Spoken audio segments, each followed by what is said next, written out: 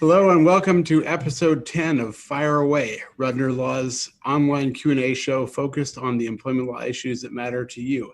My name is Stuart Rudner. I'm an employment lawyer and mediator and your host of Fire Away. Now, we stream every month, and if you're watching this live, we'd be happy to try to answer your questions. So feel free to post comments on Facebook or YouTube, or if you want to tweet them, just make sure to tweet to @RudnerLaw. I'll be happy to do our best to get to your questions. As I should mention, by the way, if you're watching this, not watching it live, if you miss an episode, you can always watch old episodes on Facebook or YouTube or from our website. So feel free to catch up on those. And also feel free to sign up, or make sure that you'll get notifications of future episodes by liking us on YouTube or on Facebook. So as always, I'm joined by a special guest. Today I'm joined by Jason Fleming. Jason is an accomplished HR executive with over a decade of HR experience. Currently, he's the principal of Maxton HR, serving as an advisor for various organizations across Canada. Jason recently served as MedRelief's vice president of HR, so he has experience in the cannabis industry. Jason has a postgraduate certificate in HR management and, near and dear to my heart, a certificate in HR law with from the course at Osgoode that I founded, and I'm still director of the HR law for HR professionals course at Osgoode Professional Development. So I've known Jason for a little while now. I'm quite impressed by the fact that in 2017, Jason was recognized as one of the top 25 HR professionals in Canada and was a finalist in 2018 for KPMG's HR Leader of the Year award. So I am in excellent company, and Jason, thank you for joining me. Thank you very much for having me, Stuart. Looking forward to the discussion. We're now just over a month after legalization of cannabis in Canada. This is a topic that we've been discussing, or I've been discussing for years or so, it seems, of cannabis in the workplace.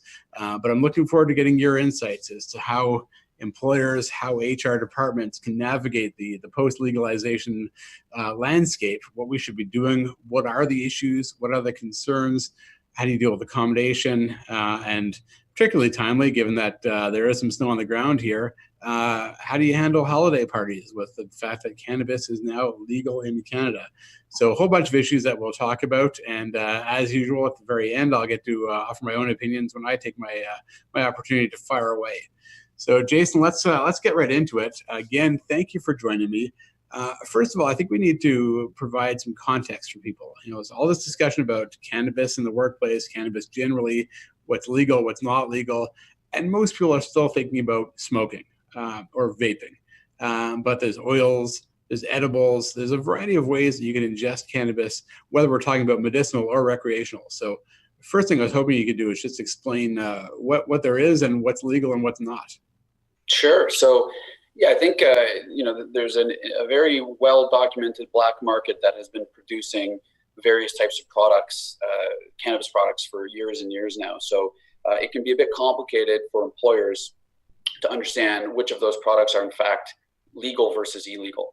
So the simplest guide is what products are being sold by licensed producers directly to patients are legal, and what is available in the provincially run or provincially sanctioned adult use stores are legal. And so dried flower, oils, capsules are legal products, and edibles, for example, and are still illegal. And so generally those three, the flower, oils, and capsules would be the legal products available today, and soon to become legalized would be vape cartridges with THC and CBD, as well as edibles, which are suspected to be, I think, 2019 become a legal product. Great, thanks. That's actually really helpful, and I think might surprise or confuse a lot of people. And we'll talk a bit later about, hopefully we'll have time to talk a bit later about whether, when we talk about cannabis, people assume it gets you high. And of course, many of these products don't get you high, even if you're smoking.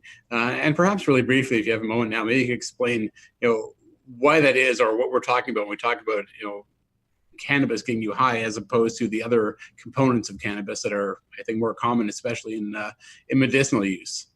Sure, yeah. So cannabis is a very broad term. I mean, this is a plant that grows, but has been bred by very, very capable agricultural specialists for years, and so different strains of cannabis will produce very, very different results.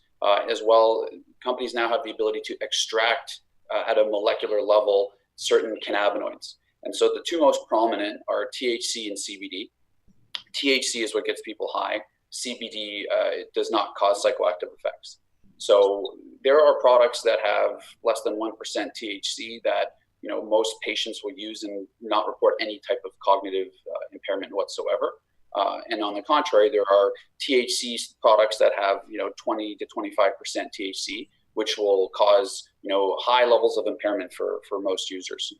And so definitely there's a need to understand when someone says I'm a medical cannabis patient or I'm using adult use cannabis. There's a need to take it a level deeper and understand exactly what type of products and what is the breakdown of the CBD and the THC, so that you can make an assessment or make a prediction of what level of impairment you can expect with that individual. Thanks. That's really helpful. And that's really important. I mean, I've spoken at a number of medical conferences over the years discussing cannabis in the workplace, and spoken with people who understand this far better than I do. And they've made the point that, when you talk about, Tylenol 3, one Tylenol 3 is the same as the next. When you talk about a gram of marijuana or cannabis, not necessarily the same because of the chemical breakdown. And I'm not going to get too far into the chemical side of things because that's my wife's area and not mine. When I'm usually called upon to discuss this, it's when employers are worried that they have employees who are impaired at work. And I recently came across a video clip from a movie that is older than I am, I think, Cheech and Chong. But it's an example of the fears I have heard expressed by employers of what do I do? Do I have to let my truck drivers go out on the road when I think they might be impaired? So this clip is a great indication of what I think people are scared of. Wow, man. That's some heavy shit, man.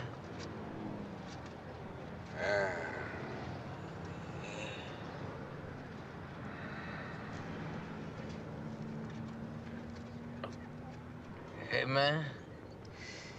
Am I driving okay?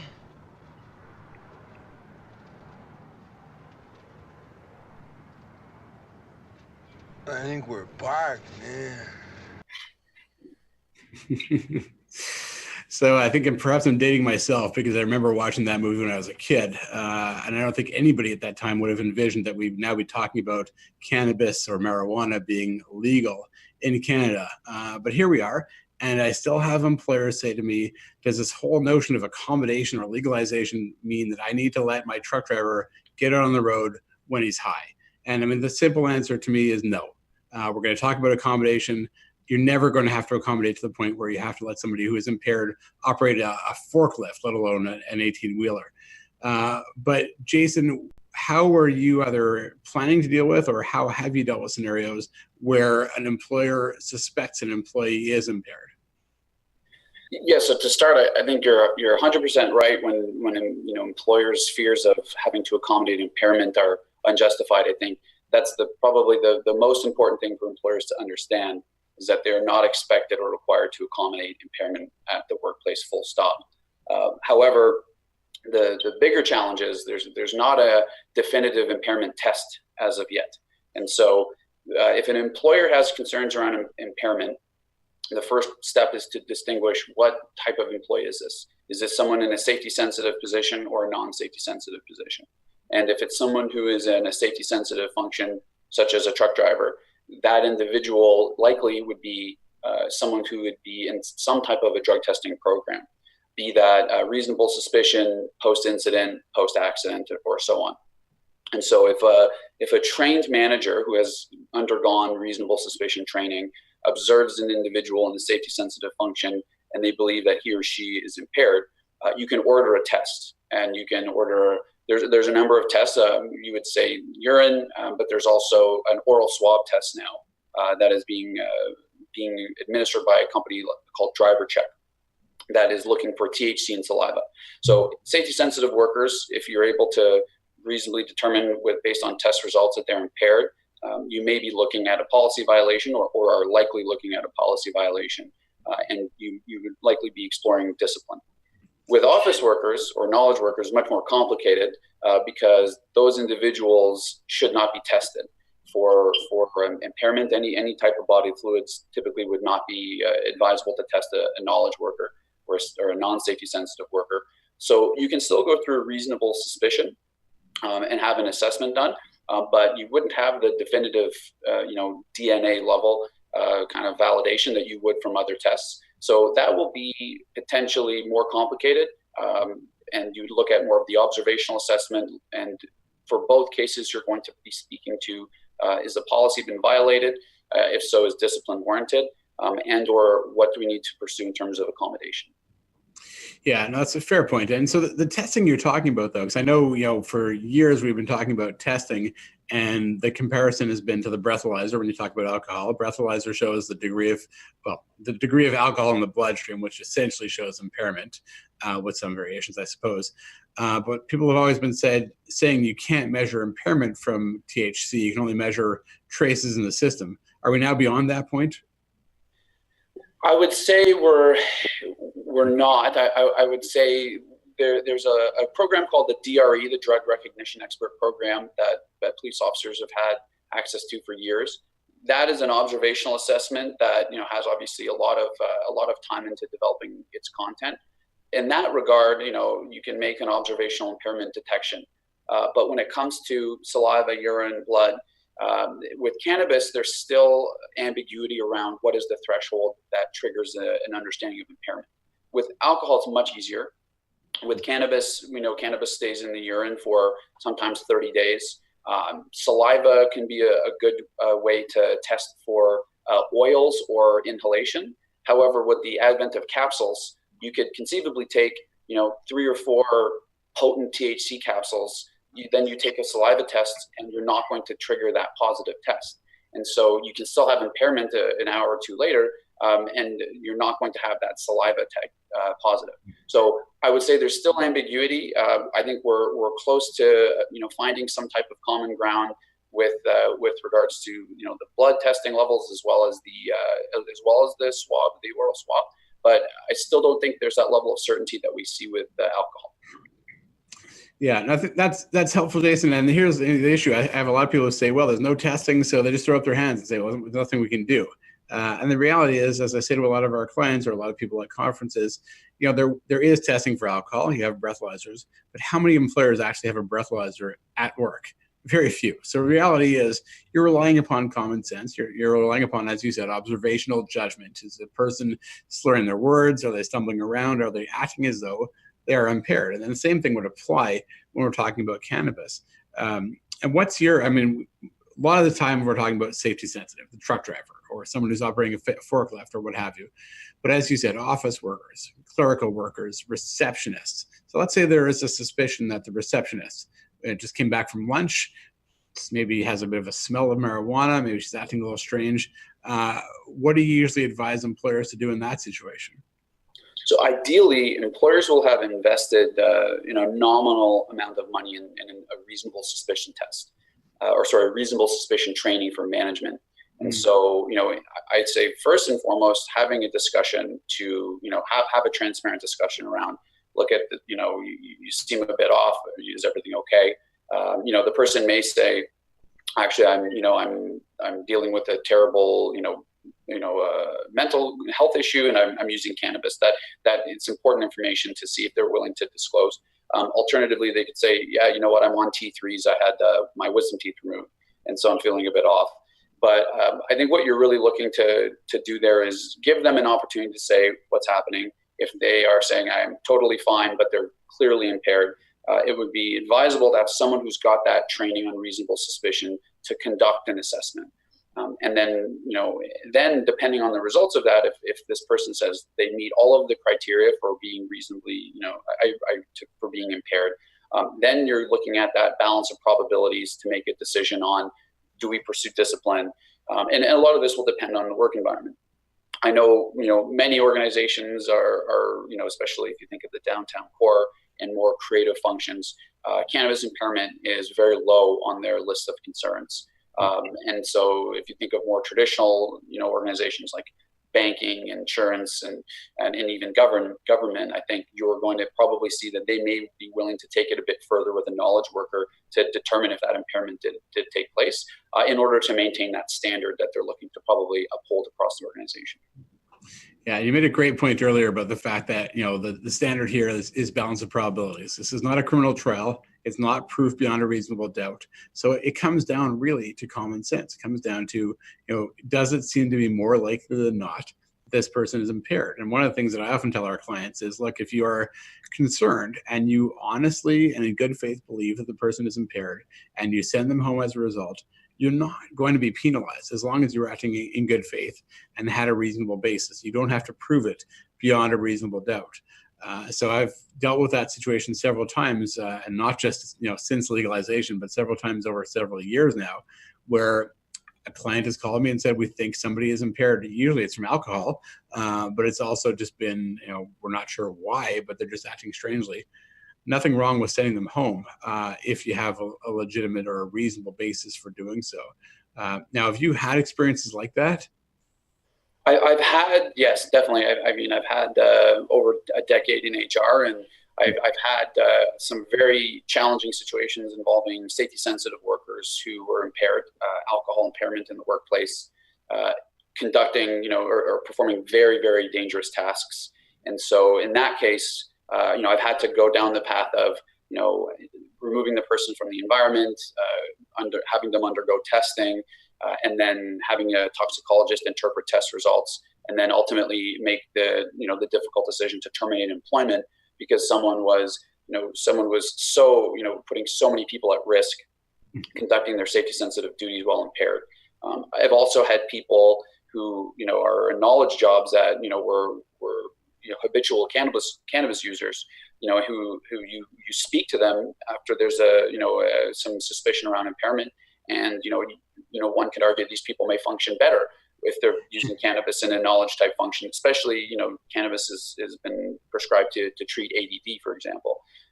And so you have these discussions, and although you might see the bloodshot eyes and you may, you know, suspect that there's a very good possibility they've used cannabis, if their conduct and performance is totally fine, it puts you in that situation where you have to decide, do we, you know, what's the bigger concern here? Especially if this person doesn't have to drive home or you know, is not doing anything dangerous as a part of their function. So I've had them both come up, and obviously very different approaches depending on the classification of employee. Yeah, interesting point you make, that you may have someone who has been using cannabis but maybe functioning perfectly well, or perhaps even better than they would otherwise. So yeah, and I guess that's, at that point, it's a business decision. Have you had the situation where, you know, the symptoms are there? You know, it certainly seems like somebody's impaired.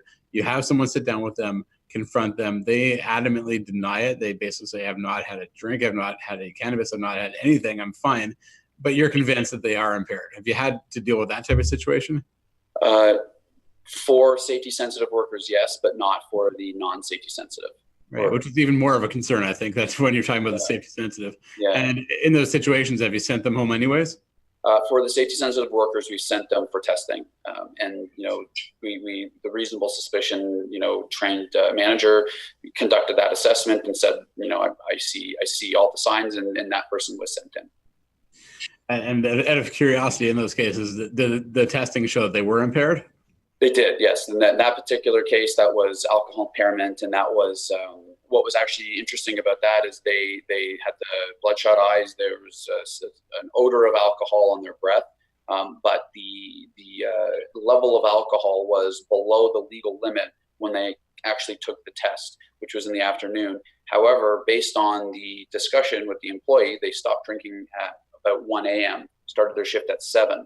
And so the toxicologist was able to write a professional opinion saying that when this person started their shift and for the first few hours of their shift, they were more likely than not impaired. And so, you know, that's where having that type of expertise on hand is important, because it gives you that objective, neutral assessment to say, you know, yes, this person likely, you know, put a lot of people in danger. And as an employer, you're concerned with human rights complaints, of course, after that type of an investigation and dismissal, but you're also very concerned about people getting injured in the workplace. Yeah, great point. And I think it comes back to a point I've been trying to make to people, which is it's not just a matter of compliance or putting a policy in place so we're set going forward. As you said, the training, the understanding of how to measure impairment, making people aware of what the concerns are, what the rules are, what the consequences of not following the rules will be. All of that is important as well. So it's not just a matter of replacing the policy and then we're good to go. So I think you make a really good point there. Believe it or not, as I said to you, Jason, the time flies by. So before we run out of time, I do want to talk about holiday parties because we're coming into that time of year now. And it's not unusual for a lot of organizations to have a holiday party, and they may well have alcohol served or provide alcohol. And I know people have suggested that maybe the companies will start providing cannabis at the parties now. I have to admit, I have not seen or heard of any clients doing that yet, but have you heard of that? I know of a couple of organizations in Ontario that intend on having cannabis available at holiday parties. Which just came up in the last week, and they asked my opinion on it. And it was the first time I had heard someone bringing it up other than just a fictitious scenario. That's fascinating because, yeah, I've heard about it in the fictitious scenario, but I've never actually heard of anyone planning to do it. So you said people have asked you. What did you tell them? I said that, you're going to be a trailblazer. Being a trailblazer isn't always a good thing. But I said, that you have to recognize that there will be bylaws that govern, smoking and different types of behavior indoors and outdoors. So I said, understand the particular bylaw and make sure that your employees are compliant with it. And if you're giving them if there's cannabis available, or even if people bring their own and use it at the event, then I would suggest that you are very, very overly communicative of people's ability to reimburse Ubers and taxis to get home safely. And I think that if you're going to go down the road of providing alcohol, and in this case cannabis, that the number one priority will be monitoring conduct at the event, so you're not exposed, and then also ensuring that people are getting home with company paid for transportation. Yeah, great points. And I know that, when we work with clients talking about alcohol, we talk about things like either having someone who's trained, smart serve trained to deal with alcohol, using drink tickets so everybody control the flow of drinks, at least to some extent, although you can certainly swap tickets or give tickets around. But when you talk about cannabis, I mean, is there an equivalent? Is there a smart serve? Is there a way to control how much people are getting? There are training programs available now for provincially run retail centers. However, I'm not sure if those are available, like a smart serve. So, that's why my initial position on this is, why don't we take a year and let's talk about it for 2019 holiday parties. Let's just get through this year. But because there's the absence of that, as well as because this is still a very new change in legislation, I think there's definitely an element of risk to do it. And I'm not sure if an organization wants to potentially violate their own policies by having cannabis on site. And so, there's not that education available right now at a large scale for how to manage it like a smart serve. Yeah, and I think they'd definitely be, as you put it, trailblazers if they are actually providing cannabis at the party. I think what's more likely that we're going to see, and I've already had clients ask me about this scenario, is they're having the party, it's at a restaurant, it's at a hotel, wherever it is. They're not providing cannabis, but people go outside or go somewhere and smoke up and then come back. And of course, you can smell it. Have you had people ask you about that? And if so, what would you recommend that employers do when they clearly know someone is going out and smoking up during the party? Yeah, I mean, for that scenario, I find to be far less concerning for the simple reason that we have laws now that are governing that type of behavior. So as long as the individual is in a province where you're permitted to use cannabis in the same place as you're using tobacco products, and they're not driving, and their policy is worded in a way that allows for some level, an understanding of impairment at a company sanctioned event, under the understanding that you're not going to act in an inappropriate manner. That scenario doesn't concern me nearly as much. However, if you have multi-provincial operations, you can have very different opinions around, or legislation around, where you can use cannabis in Ontario versus other provinces. So that an employer should recognize that, and I think just ensure they're compliant with all of the applicable laws and bylaws, so that they're not condoning conduct that is actually in violation of some of those bylaws. Yeah, no, that's a great point. And one thing that I've been saying for years when it comes to holiday parties is make sure everyone understands that even though you may not be in the workplace rules still apply. So the rules regarding harassment, the rules regarding conduct generally still apply, and people need to understand that even though it's a party, even though there's alcohol, even though perhaps there's cannabis, it's still a workplace event. So people need to understand that. And it sounds like you've been passing that message along as well. So I think, believe it or not, we're actually out of time. So Jason, I will. I knew it would be a good discussion and a quick one. So we didn't get to half of what we hoped to do, but I think we covered some important points. So thank you so much again for joining us. I really, really do appreciate it. You're welcome. Thanks very much for having me. All right. Well, now I get my chance to fire away. So, where there's smoke, is there really a fire? I have been spending the last 2 or 2.5 years now talking about cannabis in the workplace. Really started to take hold when we talked about medicinal cannabis becoming more accepted, more commonplace. Then when our federal government announced that we're going to legalize recreational use, that just kicked it into a whole different gear. And I've been talking about it at conferences, written papers, done seminars, and of course every other employment lawyer has been doing the same thing. And as legalization date of October 17th approached, it just got into an even higher gear as everyone was talking about how do you deal with cannabis in the workplace. This is we just finished episode 10 of Fire Away, and 2 out of our 10 episodes have been discussing cannabis. So you can tell it's a hot topic. The reality is, though, we are a month into the legalized era. The sky is not fallen. I am not seeing a whole lot of incidents of people who are impaired at work. So the question we're now getting is basically, was this much ado about nothing? In my humble opinion, I think the fears were wildly overblown. In episode 10 of Fire Away, we talked about some of the fears about safety-sensitive positions and this notion that you're going to have to allow your truck driver to get behind the wheel even though they're impaired, or things like that, or you're going to have your lunchroom become a drug den all of a sudden. None of that's happening, and I think the fears have been completely unfounded. But at the same time, we now have cannabis being used medicinally in a far more widespread manner than it was before. We now have cannabis legalized. We have parties coming up, and we talked about that in episode 10 as well.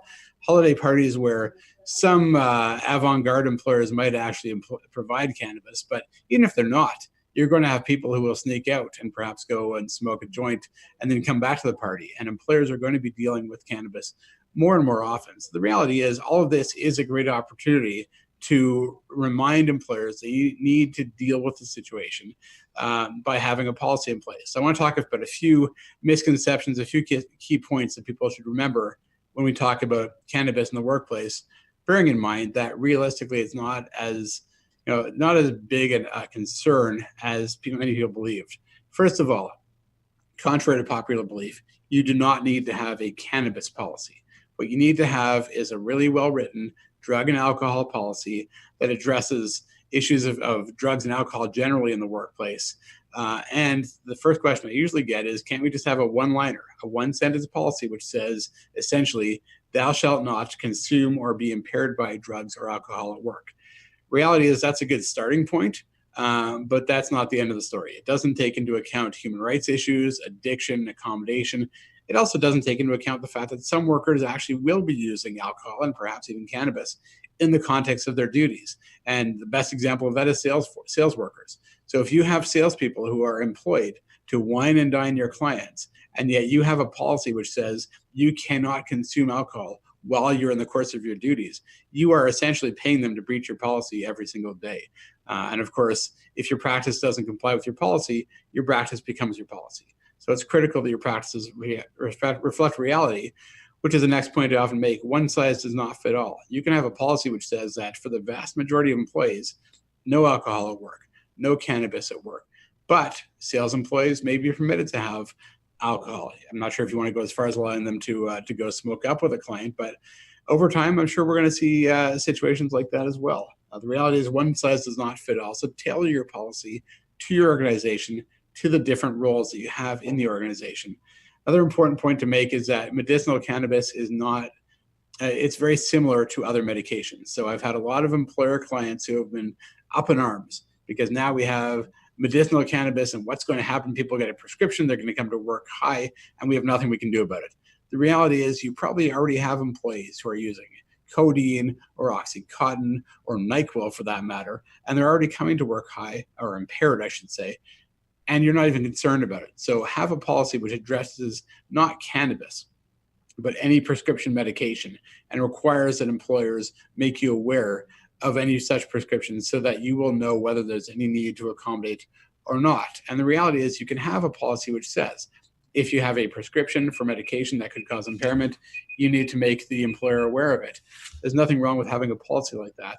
You can also have a policy which says if you have an addiction, then you must advise the employer. And if you fail to and cause some sort of incident at work, you can be disciplined up to including dismissal for that, even though the person has an addiction and is therefore entitled to accommodation. There's a great Supreme Court of Canada case from just about a year ago now where somebody had a cocaine addiction. The policy was very clear. You have to disclose your addiction. If you do, we'll help you. If you don't disclose it, you come to work impaired, you cause an incident, you'll be fired. And that's exactly what happened. The person was fired. He grieved it. It went all the way to the Supreme Court of Canada. And the argument was, you fired me because I had a disability, an addiction. And the company said, no, we fired you because you breached the policy. And the Supreme Court of Canada agreed. So that should be good news for employers, that if you have a well-written policy, you can discipline or even dismiss someone that has an addiction if they fail to comply with the policy. Addiction is not a get out of jail free card. So have a really good, thorough, and effective drug and alcohol policy. We're not seeing rampant drug use in the workplace, and I don't think we're going to. The sky is not going to fall, contrary to a lot of the fear-mongering that we heard. But the reality is you should have a policy, and if you don't have a good policy, you're wasting your time. So the last piece of advice I will give, even though it sounds self-serving, is if you're working on your drug and alcohol policy, go see an employment lawyer, make sure they vet it, and make sure that it's written as effectively as it possibly can be. So that's my 2 cents worth, and you got it here for free. So we're just about out of time. We're almost completed episode 10 of Fire Away. I want to thank Jason Fleming once again for joining me. We had a great discussion, which went by way too quickly. Next month, which is December 18th, I'm going to be joined by well-known Toronto lawyer Omar Heredai, and we're going to be discussing the issue of when employers should be allowed to ask for doctor's notes to support absences, which has been contentious for several years, has come back into the public discourse once again recently. So we're going to be discussing that. Once again, I'll remind everyone that we stream monthly, but all the past episodes are available on our YouTube channel, our Facebook page, and of course on our website. Please sign up for our newsletter. That way you'll get notifications of not only the show, but everything else that we're doing. And in that regard, I'll remind everyone that at Rudner Law, we really do believe in education. We offer a lot of free information. First of all, this monthly show, our newsletters, our blogs, our social media feed, and I should mention our brand new Instagram feed. So if you haven't checked that out already, please do so. Sign up for the newsletter, as I said. But most importantly, please remember, none of this replaces legal advice. As I always say, if you think you might need an employment lawyer, you probably do. Please reach out to us. If we can help you, we'd be more than happy to do so. If we can't, then no harm done. So, Jason, thank you once again. Thanks to Rob, to Rebecca, and Mark for once again making me look good this month. And I look forward to the last show of the season on December 18th. Thank you, everyone, for joining us, and have a great day.